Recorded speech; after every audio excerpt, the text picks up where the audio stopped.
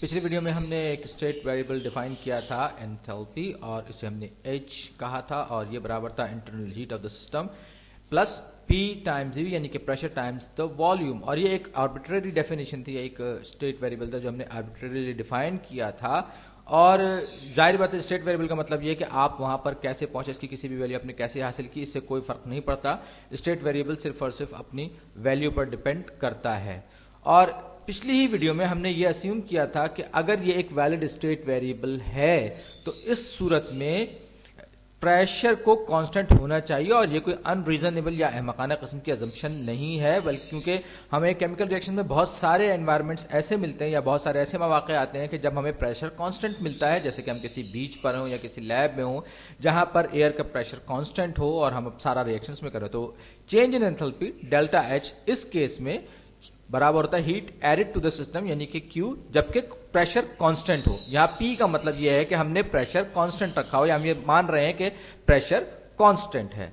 Okay, तो अब हम इसी कॉन्सेप्ट को आगे बढ़ाते हैं और देखते हैं कि हम इसे किसी प्रैक्टिकल अंदाज में या मुफीद अंदाज में इस्तेमाल कर सकते हैं या नहीं। तो मेरे पास ये एक रिएक्शन है जिसमें कि कार्बन मेरे पास सॉलिड है, ग्रेफाइट है ये कार्बन का, और मेरे पास हाइड्रोजन के 2 मोल्स हैं जो कि गैस फॉर्म में, और ये मॉलिक्यूलर हाइड्रोजन है, डायटोमिक हाइड्रोजन मॉलिक्यूल है इसमें, यानी कि ये गैस स्टेट में। याद रखिए मैं जो है सिंगल एटॉमिक हाइड्रोजन की बात नहीं कर रहा, बल्कि मैं डायटोमिक हाइड्रोजन की बात कर रहा हूं, दोनों में फर्क होता है। तो ये बनाते हैं आपस में रिएक्शन करके मीथेन, CH4, जी हां, बड़ी मशहूर कुदरती गैस।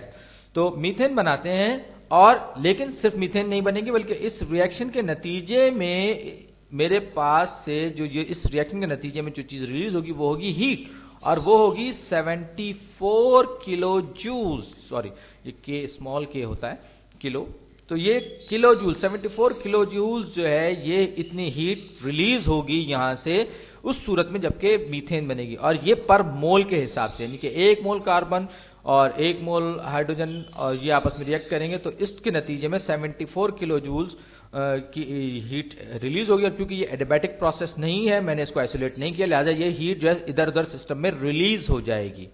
अब मेरा सवाल ये है, बल्कि मैं यूं कहूंगा कि अपने सवाल को बेहतर तौर पर डिफाइन करता हूं।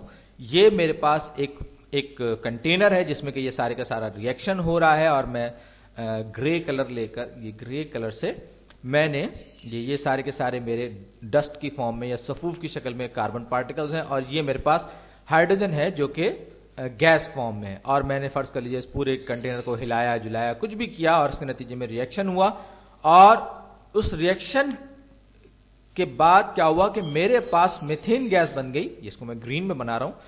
तो अब मेरे पास इस के बनने के नतीजे में 74 किलो जूल्स, यानी मैंने अस्यूम किया था कि ये मेरे पास 1 मोल है। तो सवाल ये कि इस पूरे सिस्टम में मैंने कितनी हीट ऐड की थी। जाहिर बात है कि हीट ऐड नहीं हुई, रिलीज हुई है। तो इस सूरत में हम कहेंगे कि heat added to the system constant pressure पे वो -74 किलो जूल्स होगी, क्योंकि एडेड को हम पॉजिटिव ले रहे हैं तो रिलीज को हम ऑटोमेटिकली नेगेटिव लेंगे। तो यहां पर heat release by the system जो है वो -74 किलो जूल लिखूंगा, क्योंकि बाय डेफिनेशन ऑफ एंथैल्पी ये Q जो है ये पॉजिटिव होता है। तो ये डेल्टा H जो है ये मेरे पास ये हो जाएगा इन दिस केस, इस केस में एंथैल्पी ऑफ द सिस्टम जो चेंज है वो। अब सवाल ये कि दूसरा जो मेरे पास प्रोडक्ट आया उसके रिएक्टेंट्स के मुकाबले में एंथैल्पी चेंज कितना होगा। तो HF यानी कि H final minus H initial, जैसे कि हमारा तरीका होता है, is equal to -74 kilo joules, क्योंकि इसने सिस्टम में हीट रिलीज की है। तो अब अगर आप देख लें तो ये मेरे पास फाइनल और ये इनिशियल है। तो आप देख सकते हैं कि इनिशियल में इसने क्योंकि एनर्जी रिलीज की है, लिहाजा ये कम एनर्जी वाली स्टेट में आ गया, लिहाजा हम ये कहेंगे कि इसकी इनिशियल एंथैल्पी जो थी वो फाइनल एंथैल्पी से ज्यादा थी। अब मैं ये एंथैल्पी इसी को डायग्राम को बनाने जा रहा हूं। फर्ज कर लीजिए मेरे पास ये रिएक्शन होने से पहले ये एंथैल्पी ये इस एक्सिस पे हीट जो थी मेरे पास, इसकी एंथैल्पी इतनी थी, पर्टिकुलर वैल्यू पे थी, और ये थी हीट मेरे पास, सही। उसके बाद क्या हुआ कि मैंने ये एक रिएक्शन करवाया और कुछ एक्टिवेशन एनर्जी वगैरह पे मैं बहरहाल बात नहीं करूंगा क्योंकि वो इसके स्कोप से वीडियो से बाहर है। और मेरे पास मीथेन बन गई इस रिएक्शन के नतीजे में। ये अपनी फाइनल स्टेट में रिएक्शन होने के बाद आ गया। तो अब सवाल ये है, या यूं कहिए कि बड़ी दिलचस्पी की बात यह है कि आपके पास ये जो एंथैल्पी थी HI से HF, इसमें कमी आ गई। यानी कि आप यूं समझ लीजिए कि मेरे पास एक सोचने का फ्रेमवर्क आ गया जिसकी मदद से मुझे ये पता चल रहा है कि प्रोडक्ट जो है वो लेस एनर्जी स्टेट में, यानी कि एनर्जी रिलीज हुई है जब इस सिस्टम से, तो इसका मतलब ये है कि एनर्जी रिलीज करने के बाद हीट की फॉर्म में 74 किलो जूल्स के फॉर्म में, तो ये लोअर एनर्जी स्टेट में आ गया। और इस सूरत में ये रिएक्शन कहलाएगा एक्सोथर्मिक रिएक्शन। एक्सोथर्मिक, एक्सो का मतलब होता है बाहर निकालना और थर्मिक का मतलब हीट या हरारत। यानी कि ये एक ऐसा रिएक्शन है मीथेन फॉर्मेशन का जिसमें के हीट रिलीज होती है, यानी कि ये एक्सोथर्मिक रिएक्शन है। और अगर मैं मीथेन को ब्रेक करूंगा, हाइड्रोजन और कार्बन बनाऊंगा, तो उस सूरत में मुझे इसको हीट ऐड करनी पड़ेगी, यानी ये एंडोथर्मिक होगा। एंडो का मतलब होता है एब्जॉर्ब करना, तो ये रिवर्स प्रोसेस जो होगा एंडोथर्मिक होगा, लेकिन ये फॉरवर्ड, यानी कि हाइड्रोजन और कार्बन के आपस में मिलकर जो हमें प्रोडक्ट मिलेगी, वो पूरा का पूरा प्रोसेस जो है वो एक्सोथर्मिक है। और ये अस्यूम कर रहा हूं कि कांस्टेंट प्रेशर पर है, और ये इसमें जाहिर बात है हम वॉल्यूम को भी बहुत ज्यादा तब्दील नहीं कर रहे। तो इसका मतलब ये होगा कि ओवरऑल जो internal energy of the system में जो चेंज आएगी वो HF और HI के डिफरेंस के बराबर होगी। जी हाँ, ये भी एक हमारा एक छोटा सा असम्पशन है कि असल में जो जितने भी internal change in the energy, यानी कि डेल्टा U जो होगा, वो उस एनर्जी के बराबर हो जो कि हीट रिलीज हुई है, यानी कि इस केस में 74 किलो जूल्स। क्योंकि हमने प्रेशर के साथ साथ हमने अस्यूम किया कि वॉल्यूम भी नहीं चेंज हो रहा है इस कंटेनर का।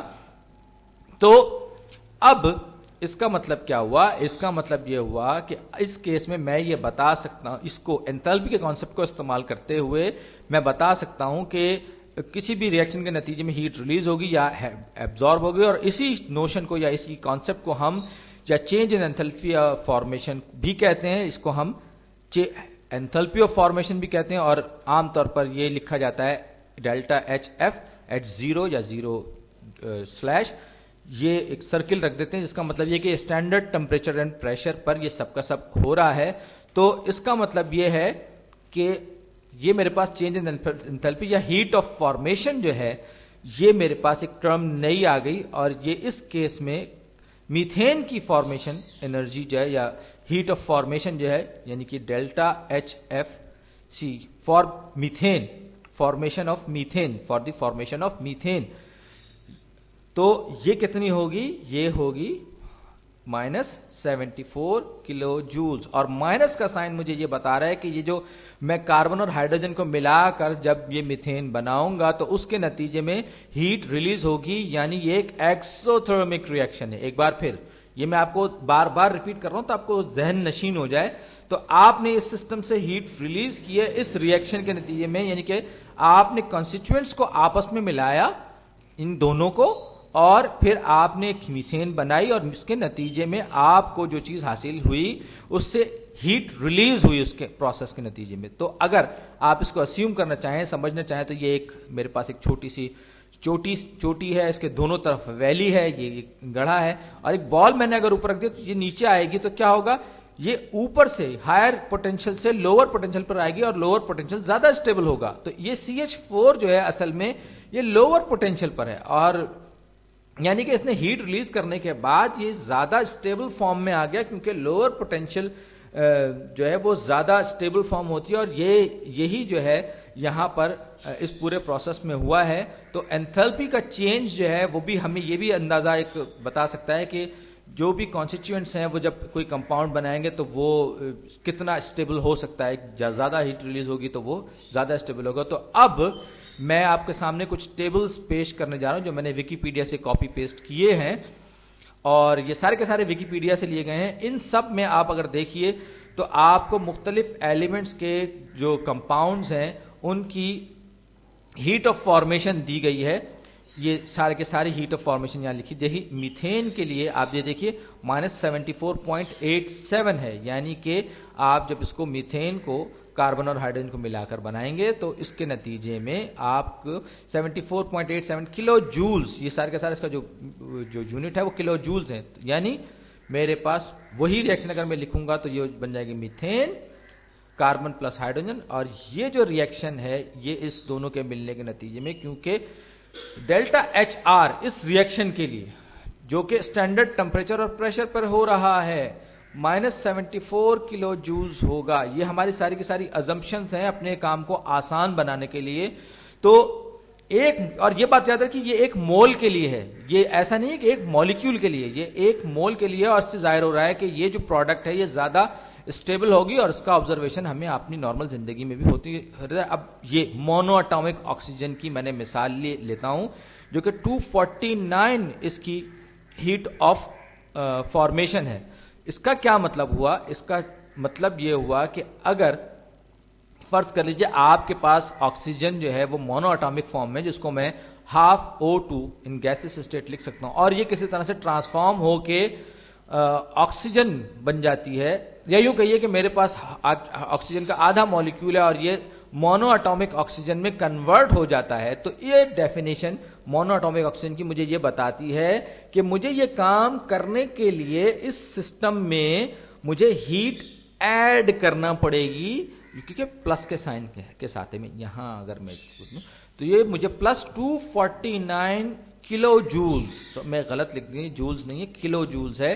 तो इसका मतलब क्या हुआ? इसका मतलब ये हुआ कि अगर कहने को तो ऑक्सीजन, मॉलिक्यूलर ऑक्सीजन भी ऑक्सीजन है और मोनोएटॉमिक ऑक्सीजन भी ऑक्सीजन ही है, लेकिन ये दोनों की दोनों ऑक्सीजन की दो अलग अलग स्टेट्स हैं।